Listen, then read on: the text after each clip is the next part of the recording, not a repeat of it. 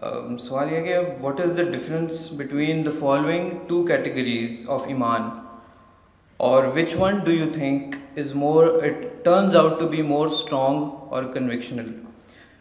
One which is acquired by the comparative analysis or comparative study of religions, and the other one is کہ جس میں you follow the method of repetition، کہ اگر آپ قرآن پڑھ رہے ہیں تو آپ قرآن کی تعلیم ساری عمر حاصل کرتے ہیں، حدیث کی کرتے ہیں، اور آپ کسی اور ریلیجن کو نہیں پڑھتے ساتھ. تو میرے نزدیک جو پہلی کیٹیگری ہے جس میں آپ کمپیریٹیو انالیسس کرتے ہیں، کمپیریٹیو اسٹڈی کرتے ہیں، that is the intellectual belief, and the latter is emotional belief, جس میں خدشہ یہ ہے کہ it can be challenged by an intelligent non believer and it can crumble. So can you please put some light on it?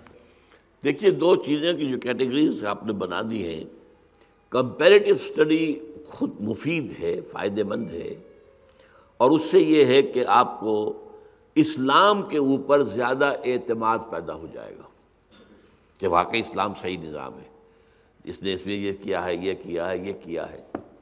لیکن وہ یقین والی بات جو ہے وہ صرف قرآن سے ملتی ہے.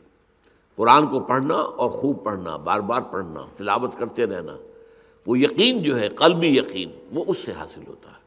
البتہ ایک ڈائمنشن ہے، آپ کے ذہن کی وسعت ہو جائے گی، آپ کو معلوم ہو جائے گا، ایک حقیقت منکشف ہو جائے گی کہ سارے دین حقیقت میں ایک ہی تھے. یہ قرآن مجید کا فلسفہ ہے. ایک ہے وحدت ادیان، سارے دین ایک ہے، یہ غلط ہے، یہ بکواس ہے. ایک ہے اپنے اوریجن کے اعتبار سے سارے دین ایک تھے. جب حضرت آدم تھے اور ان کی اولاد تھے تو دین دوسرا کون سا تھا؟ کوئی بھی نہیں تھا. پھر یہ ہے کہ لوگوں نے غلط راستے پیدا کرنے شروع کیے، پھر اللہ نے نبیوں کو بھیجا، نبیوں نے بتایا یہ راستہ غلط ہے، اس کو چھوڑ دو، یہ راستہ صحیح ہے، اس کو اختیار کرو. اس طرح نبوت کا سلسلہ شروع ہوا. ورنہ شروع میں تو سب وہ جو برانچز ہو گئیں، جو اپنی ان غلط شاخوں پر چلتے رہے، وہ ایک نئی شکل بن گئی، نیا دین بن گیا، نیا مذہب بن گیا. اب وہ پہچان میں نہیں آتا.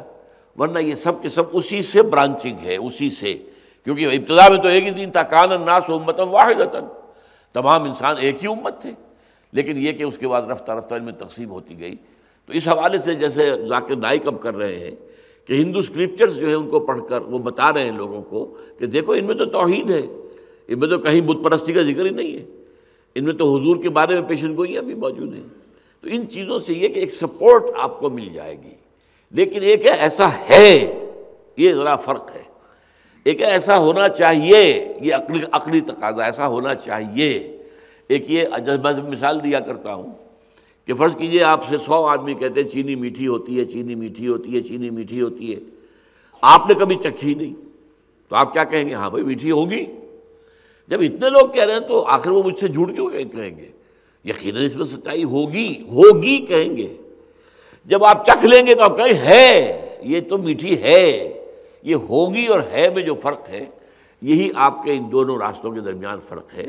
کہ اس سے یہ کہ کمپیریٹیو اسٹڈی کے ذریعے سے اسلام کی حقانیت جو ہے وہ واضح منکشف ہوتی ہے، مبرہن ہوتی ہے. لیکن یقین جو ہے ایمان والا وہ قرآن سے حاصل ہوگا.